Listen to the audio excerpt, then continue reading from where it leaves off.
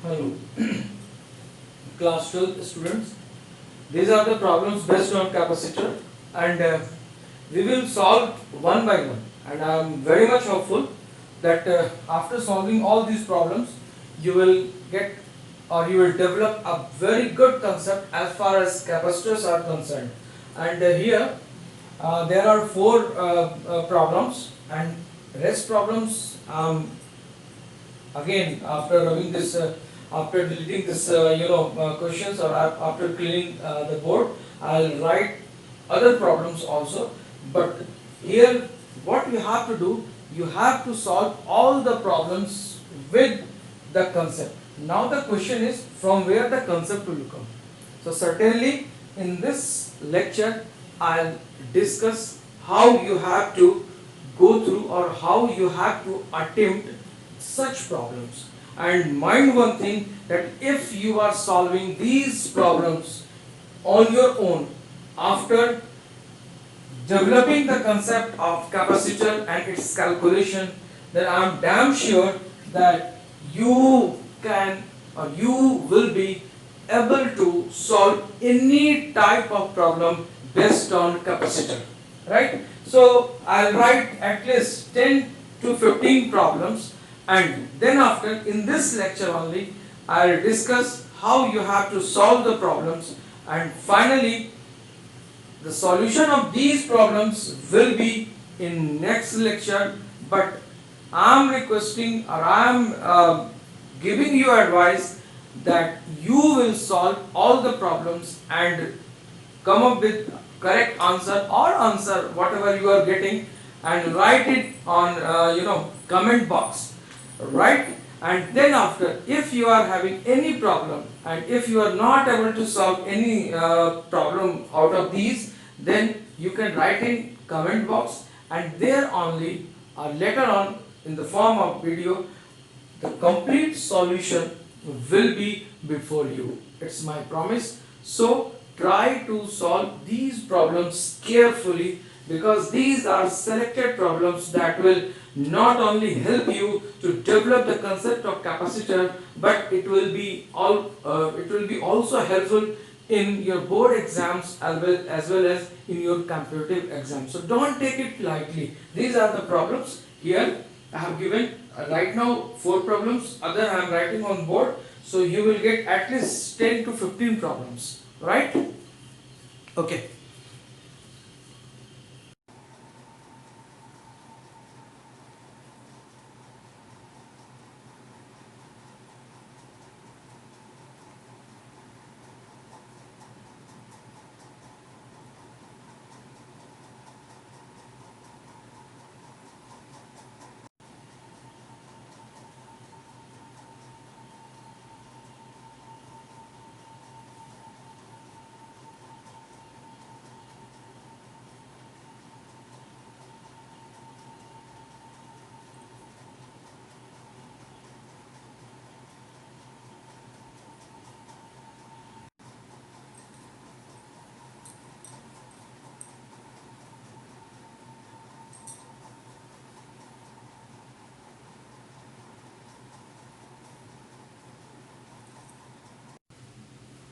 Now, so these are the problems. 14 problems I have written over here.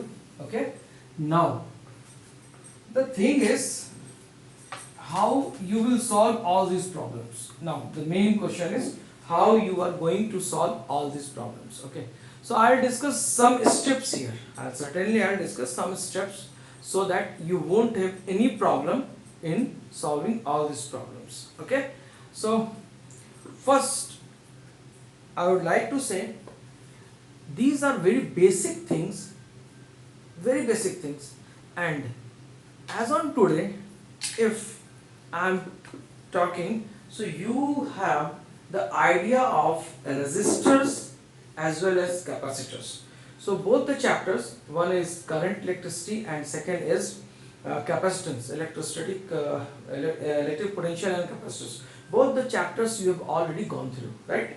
So you have developed the idea of combination of resistors as well as combination of capacitors. Fine. अब यहाँ पर थोड़ी सी बात ये निकल के आती है कि इन प्रॉब्लम्स को आप कैसे सॉल्व करेंगे। ठीक है, मैं आपको हिंट देता हूं, मैं आपको समझा देता हूं कैसे आप प्रॉब्लम्स को सॉल्व करेंगे, किन चीजों को आपको दिमाग में रखना है और उन चीजों को आप फॉलो कीजिएगा। Now certainly you will be able to solve all these problems, right. 2 or 3 problems are little typical, so I'll discuss, and if you are not able to solve, I'll certainly solve. So the related theory I have already discussed in my class. Okay, so now here I am sharing with you a brief idea of the concept that is being used by us on these problems, right? Okay, so first, I know you have already gone through the combinations of capacitors, right? Combinations of capacitors आपको idea है। Fine, क्या लिखते हैं आप? यहाँ पर मैं direct आपको लिखूंगा 1C1 and C2। यहाँ पर याद रखिएगा आप कैपेसिटर यूज करते हैं, so this is plus minus C। यहाँ पर आपने Q सर्कुलेट करा, ठीक है। जब आप Q सर्कुलेट करते हैं positive negative positive negative positive negative, ये क्या है? These are in series। जब आप ये सीरीज में लेते हैं तो यहाँ पर आपको दो बातें याद रखनी है, सिर्फ दो बातें याद रखनी है यहाँ पर। वन कि charge, first charge remains same, okay, for all C1, C2 and C3 because this is these are connected in series। तो यहाँ पर चार्ज आपका सेम रहेगा, इस बात को याद रखना है। Okay, now so what will और सेकंड थिंग कि what will be the capacitance here. तो चार्ज सेम है, same charge, right. So C1, C2 and C3 are connected in series, right? Series में कनेक्टेड है। तो सीरीज की combination कैसे निकालेंगे आप? 1/C इक्विवेलेंट, यानी कि इन तीनों के बदले अगर कोई आपको एक कैपेसिटर लिखना है तो क्या लिखेंगे? 1/C equivalent, 1/C1 and 1/C2 and 1/C3। So this will give you in replacement of all three capacitor as one, right? So this is your plus minus V, यानी कि तीनों के बदले आपने कैपेसिटेंस यूज कर दिया। Second third thing you have to keep in mind, यही concept आप यूज करते हैं वहां भी रेजिस्टर में भी। रेजिस्टर्स तीनों अगर कनेक्टेड होते हैं, तीनों अगर रेजिस्टर्स कनेक्टेड होते हैं तो और उनमें सेम करंट फ्लो करता है, यहाँ पर क्या होगा? सेम चार्ज फ्लो करेगा। अब इसके अक्रॉस जो वोल्टेज लीजिएगा V1, V2, V3, so what will be V1, V2, V3? ये तीनों अलग अलग होंगे। कैसे? सो V is equal to V1 and V2 and V3, याद रखिएगा इसको, ठीक है। अब आप बात करते हैं कैपेसिटर की। सो Q is equal to C1 V1, ठीक है, Q is equal to C2 V2 and Q is equal to C3 V3। इस तरीके से हम यहाँ पर चार्ज कैलकुलेट कर लेंगे, वोल्टेज यूज कर लेंगे। यानी कि अगर दो कैपेसिटर्स कनेक्टेड होंगे सीरीज में तो उनके अक्रॉस चार्ज आप सेम निकालिएगा और वोल्टेज डिफरेंट हो जाएगा। वोल्टेज उतना ही होगा जितना कि आपने अप्लाई किया होगा। फाइन, इस बात को याद रखिएगा, ठीक है। अगर हम इसको अपने रेजिस्टर से कंपेयर करें तो रेजिस्टर में आप क्या कहते हैं कि all the three resistors are connected in series, और वहां पर यहां पर कैपेसिटर में यूज करते हैं Q is equal to CV, so V is equal to Q by C लिखते हैं आप। अगर हम यहीं पर अगर रेजिस्टर्स की बात करें, this is the case of capacitor, है ना, ये कैपेसिटर का केस है। अगर हम रेजिस्टर की बात करें तो आप क्या लिखते हो? V is equal to IR। इसका मतलब Q stands Q and Q equal to IT, यानी कि Q is directly proportional to current होगी हमारी, लेकिन R will be analogous to 1/C। तो जहां पर हमारा R, जिससे सीरीज में हम लिखते हैं R equivalent is equal to R1 plus R2 plus R3, लेकिन capacitor because R is equivalent to 1/C, तो कैपेसिटर अगर सीरीज में कनेक्ट हुआ तो हम क्या करेंगे? लिखेंगे 1/C equivalent is equal to 1/C1 and plus 1/C2 and plus 1/C3, right. So अगर आप एक को भी समझ जाओगे तो दूसरे को बहुत आसानी से आप सॉल्व कर सकते हो। अगर रेजिस्टर भी समझ में आ गया तो कैपेसिटर को बहुत आसानी से आप एक्सप्लेन कर सकते हो, उसको सॉल्व कर सकते हो, उसमें कोई प्रॉब्लम नहीं होगी। अब बात आती है कैपेसिटर के, अगर हम पैरेलल कॉम्बिनेशन की बात करें, so these are parallel combination, right. So here यहाँ हम C4, C5 एंड C6 की बात करें और यहाँ पर हम एक यहाँ वोल्टेज सोर्स यूज कर लें, सो दिस इज Q। अब ये क्या होगा, Q1 आपका डिस्ट्रीब्यूट होगा Q2 एंड Q3, ठीक है। अब यहाँ पर क्या होगा, जो वोल्टेज यहाँ पर होगी वही वोल्टेज आपका V6 पर होगा, वही वोल्टेज आपका V5 पर होगा और वही वोल्टेज आपका V4 पर होगा। इट मींस कि V is equal to V4 is equal to V5 is equal to V6। ये आपको याद रखना है because all these are connected in parallel, ठीक है। Q क्या होगा, so Q will be distributed Q1 and this Q2 Q3।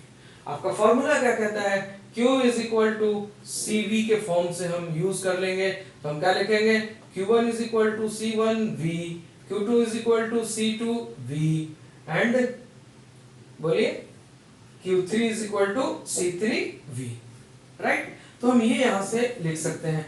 अब यहां पर क्या था, चार्ज सेम था, ये पैरेलल में है, वोल्टेज सेम होगा। यहां पर क्या होगा, वोल्टेज, पहला टर्म वोल्टेज सेम, ठीक है। सेकंड चार्ज डिस्ट्रीब्यूट होगा, सेकंड टर्म यहाँ पर सेम चार्ज, लेकिन यहाँ पर चार्ज डिस्ट्रीब्यूट होगा, तो चार्ज को आपने क्या किया, Q1 Q2 and Q3 charge आपने अलग कर दिया। अब इक्विवेलेंट कितनी आएगी, और इक्विवेलेंट आप लीजिएगा, so C equivalent will be equal to C1 C2 and C3, यानी कि अगर इन तीनों कैपेसिटर के बदले अगर हम एक कैपेसिटर CQ लगा दें और यही वोल्टेज सोर्स अगर हम यूज कर लें, दिस इज V, ठीक है। So Q will be equal to C equivalent into V, ये होगा, ठीक है। सो ये अब यहाँ पर देखिए पैरेलल में, जब आप पैरेलल में कैसे डिफाइन करते हो, पैरेलल में अगर रेजिस्टर्स कनेक्टेड होते हैं तो यानी करंट डिस्ट्रीब्यूट होता है, वोल्टेज वहां पर सेम होता है, यहाँ पर चार्ज डिस्ट्रीब्यूट हो गया, वहां पर करंट डिस्ट्रीब्यूट होता है, वोल्टेज वहां पर सेम है, यहाँ भी वोल्टेज सेम है, ठीक है। लेकिन अब रेजिस्टर्स, आप क्या लिखा आपने, रेजिस्टर्स में क्या लिखते हैं आप, 1/R1 + 1/R2 + 1/R3, लेकिन यहाँ पर क्या होगा, अब यहाँ देखो, अगर रेजिस्टर्स होते तो हम क्या लिखते, बिकॉज आपने भी प्रूव किया था कि C is inversely proportional to 1/R, यानी कि R will be analogous to 1/C। तो यहाँ पर क्या लिखोगे, पैरेलल में अगर रहते तो 1/R equivalent 1/R1 1/R2 and 1/R3, fine. तो इस तरीके से हमें सीरीज और पैरेलल को याद रखना है कि सीरीज में चार्ज सेम, पैरेलल में हमारा चार्ज डिफरेंट होगा, वोल्टेज सेम होगा। इस तरीके से आपको सॉल्व करनी है, फाइन। इसी टेक्निक को यूज करके आपके सारे के सारे प्रॉब्लम्स सॉल्व हो जाएंगे, राइट। एक दो प्रॉब्लम मैं आपको सॉल्व करके दिखाता हूं, उसको आप देखिए, समझिए, उसके बाद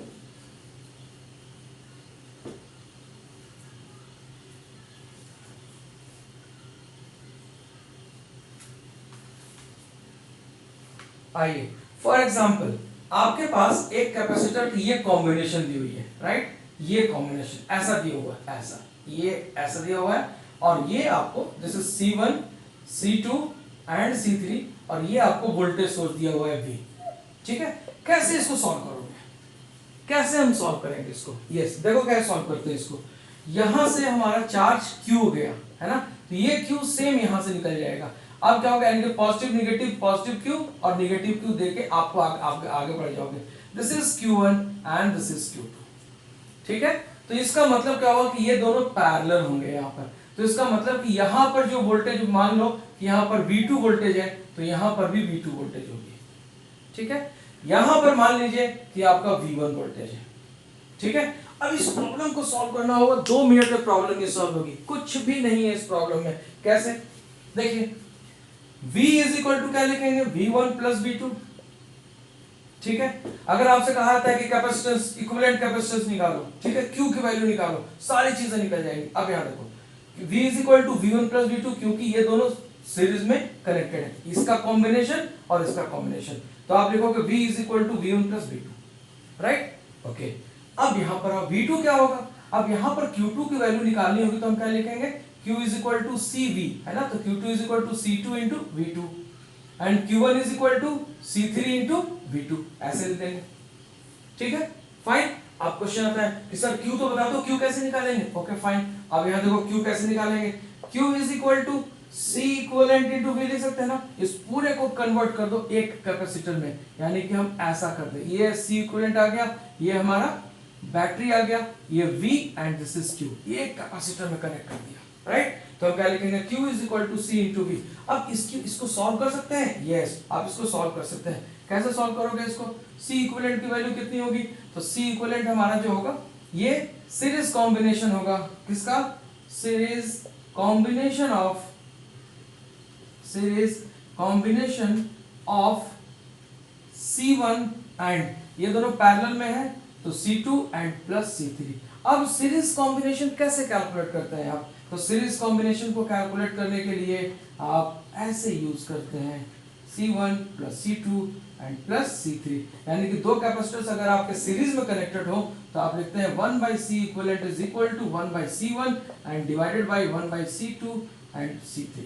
इसको मैंने डायरेक्ट लिख दिया आपको C इक्विवेलेंट, आप भी इसको याद रखिए। अब आपका C इक्विवेलेंट आ गया, टोटल चार्ज आ गया, टोटल चार्ज यहाँ चला गया ये, तो यहाँ की वोल्टेज आपको मिल जाएगी। ठीक है, जब आपको यहाँ का वोल्टेज मिल जाएगा तो क्या आप V2 कैलकुलेट कर सकते हैं? Yes, V is equal to V minus V1 कर दीजिएगा, आपको V2 मिल जाएगा। जब आपको V2 मिल जाएगा तो क्या आप Q2 कैलकुलेट कर सकते हैं? C2 इज गिवन, तो आप Q2 कैलकुलेट कर लीजिएगा, Q1 कैलकुलेट कर लीजिएगा, सिंपल है, बोलिए, है ना। So this is very simple. इसी तरीके से हमें सॉल्व करना है, वोल्टेज को यूज करके, चार्ज को दिमाग में रखे, कहाँ सीरीज है कहाँ पैरेलल है। ठीक है, सीरीज में अगर होगा सेम होगा, पैरेलल में होगा डिफरेंट होगा। So these are very basic thing. इस प्रॉब्लम को अगर आप समझ गए होंगे तो आप, आई होप कि आपको कोई प्रॉब्लम नहीं आएगी। और अगर आप लोगों ने केवीएल भी पढ़ लिया है, किरचॉफ वोल्टेज लॉ, तो उसको भी यहाँ पर इस्तेमाल कर सकते हैं। Otherwise, I'll let you know how to use KVL in this loop. Fine. Thank you. So go ahead and discuss the solution of all the problems. Thank you.